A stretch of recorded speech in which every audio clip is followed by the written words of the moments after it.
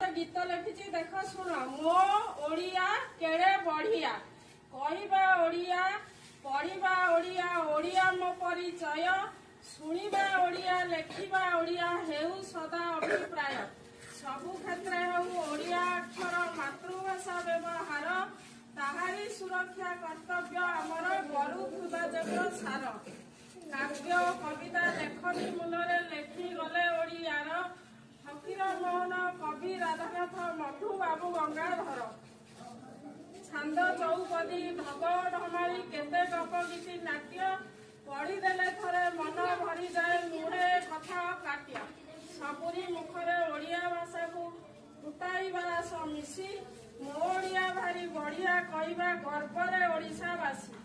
मातृभाषा आम प्रगतिर उत्स महत्व तार बुझिबा विश्व दरबारे श्रेष्ठ स्थान दे राज्यर टेकर